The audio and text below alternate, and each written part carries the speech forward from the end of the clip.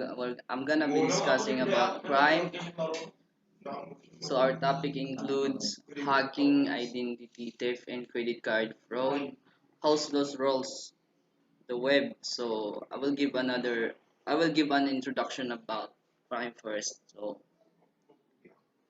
crime is an action or omission that constitute on offenses that may be prosecuted by the state and punishable by law. So para sa akin, ang crime is my own opinion.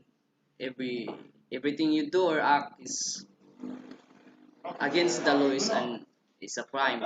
So under sa hacking, intentional, unauthorized access to computer system. The term has changed over time. So sa phase 1, the joy of programming early 1960s to 1970s, it was a positive term. A hacker was a creative programmer who wrote elegant or clever code. A hack was an especially clever piece of code. Sa phase 2, 1970s to mid-90s, hacking took on negative connotations, breaking into computers for which the hacker does not have authorized access. Still primarily individuals includes the spreading of computers, worms and viruses in phone phreaking. Companies began using hackers to analyze and improve security. So sa mid-90s, nagagamit na siya sa mga negative negative negative doings or nagiging masama na yung paggamit ng hacking. Sa phase 3, the growth of the web and mobile devices. Beginning in mid-90s, the growth of the web changes hacking. So viruses and worms could be spread rapidly. Political hacking, hacktivism surfaced, denial of service, attack used to shut down websites, large-scale theft or personal and financial information. So sa 1990s, habang lumalaki yung ano, lumalaki yung technology, nagiging aggressive o nagiging delikado yung paggamit ng hack. Is harmless hacking harmless? Responding to non-malicious or prank hacking uses resources. Hackers could accidentally do significant damage. Almost all hacking is a form of trespass. Hacktivism or political hacking. Use of hacking to promote a political cause. Disagreement about whether it is a form of civil disobedience and how whether it should be punished. Some use the appearance of hacktivism to hide other criminal activities. How do you determine whether something is hacktivism or simple vandalism? Good day, ma'am. We are the group 2, and our leader is Louis Moon. My name is Max G. Prosa, and my topic is hacking. About hacking. Hackers are security researchers. White hat hackers use their skill to demonstrate system vulnerability and improve security.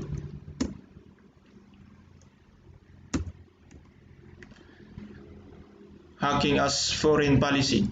Hacking by government has increased.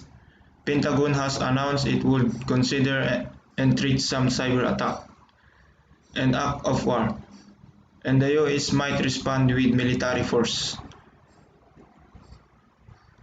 An extremely sophisticated war target a particular type of control system. Beginning in 2008, damaged equipment in a uranium enrichment plant in Iran. Security. Hacking is a problem, but so is poor security. Variety of factors contribute to security. Weaknesses. History of the internet and the web. Inherent complexity of computer systems. Speed at which new applications develop. Economic and business factors and human natures. Security. Internet started with open access as a means of sharing information for research. Attitude about security were slow to catch up with the risk. Firewalls are used to monitor and filter out communication from untrusted sites or that fit a profile of suspicious activity. Security is often playing catch up to hackers as new vulnerability and are discovered and exploited. Responsibility for security. Developers have a responsibility to develop with security as a goal. Businesses have a responsibility to use security tools and monitor their system to prevent attack from succeeding. Home users have a responsibility to ask questions and educate themselves on the tools to maintain security. Personal firewall, antivirus, and anti-spyware. The law, Catching and Punishing Hackers. 1984 Congress passed the Computer Fraud and Abuse Act CFAA. Covers government computers, financial and medical systems, and activities that involve computers in more than one state, including computers connected to the internet. Under CFAA, it is illegal to access a computer without authorization. The USA Patriot Act expanded the definition of loss to include the cost of responding to an attack, assessing damage, and restoring system. Catching hackers. Law enforcement agents read hackers' newsletter and participate in chat rooms undercover. They can often track a handle by looking through newsgroup or other archives. Security professionals set up honeypots, which are websites that attract hackers to record and study. Computer forensic specialists can retrieve evidence from computer even if the user has deleted files and erased the disk.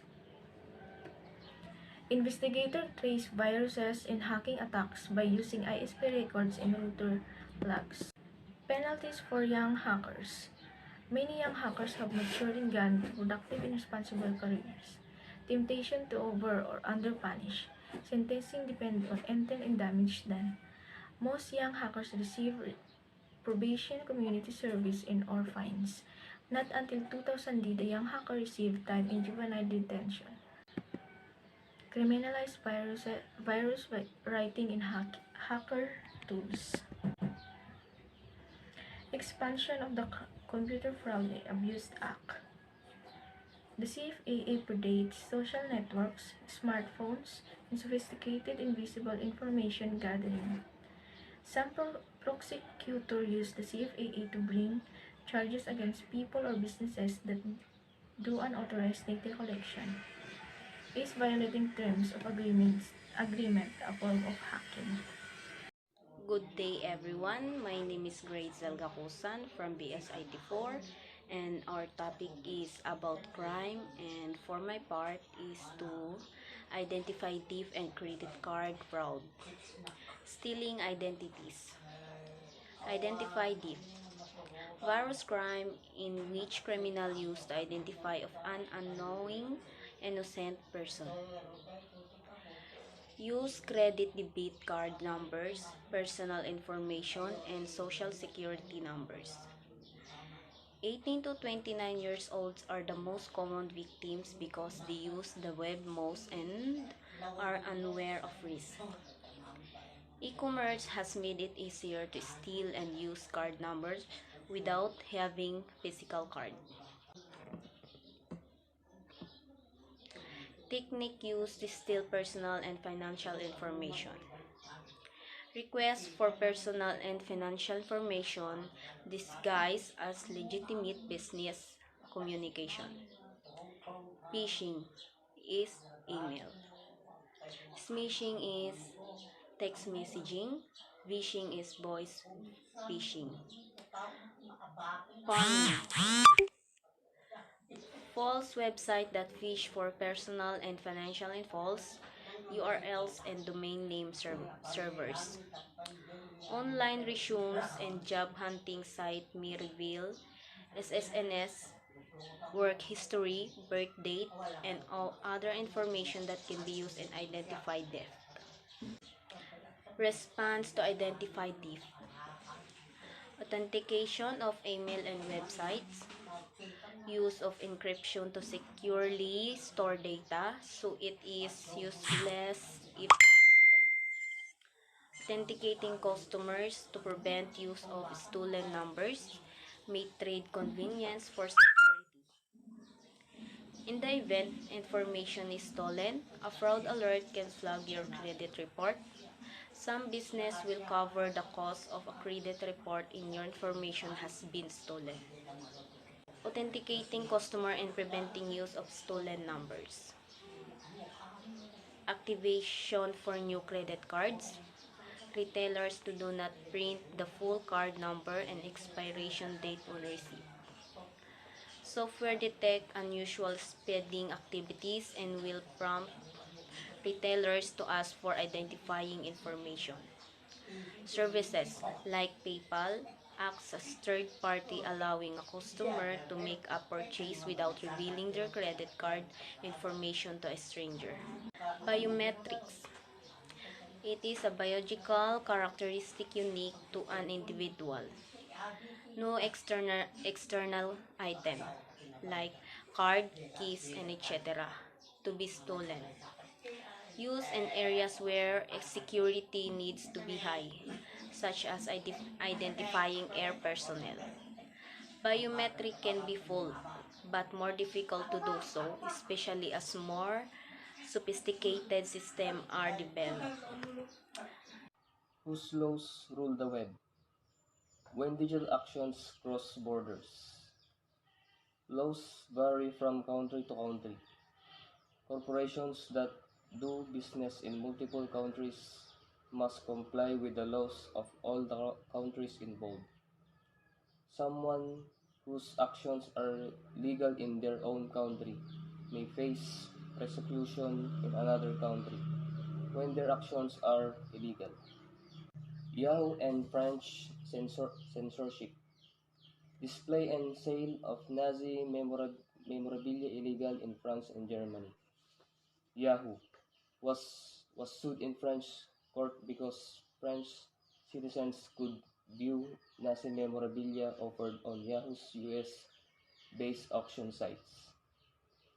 Legal issues is whether the French law should apply to Yahoo auction sites on Yahoo's computers located outside of France. Applying US copyright law to foreign companies. A Russian company sold a computer program that circumvents control embedded in electronic books to prevent copyright infringement. Program was legal in Russia but illegal in US. Program's author, Dmitry Sklarov, arrested when arrived in US to present a talk on the weaknesses in control software used in ebooks. After protests in US and other countries, he was allowed to return to Russia. Arresting executives of online gambling and payment companies. An executive of a British online gambling site was arrested as he transferred planes in Dallas. Online sports betting is not illegal in Britain.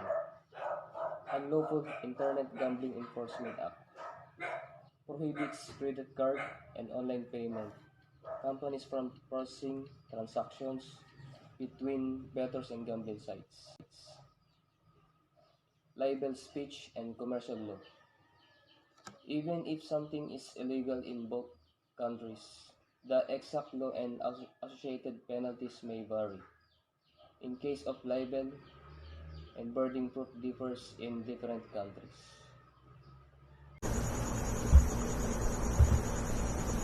Good day everyone, I'm Louis Benitez. Our next topic is libel speech and commercial law. Libel tourism. Traveling to places with strict libel laws in order to sue. Speech Act of 2010 makes foreign libel judgments unenforceable in the US if they would violate the First Amendment. Foreign government can still seize assets. Where a trial is held is important not just for differences in the law, but also the costs associated with travel between the countries.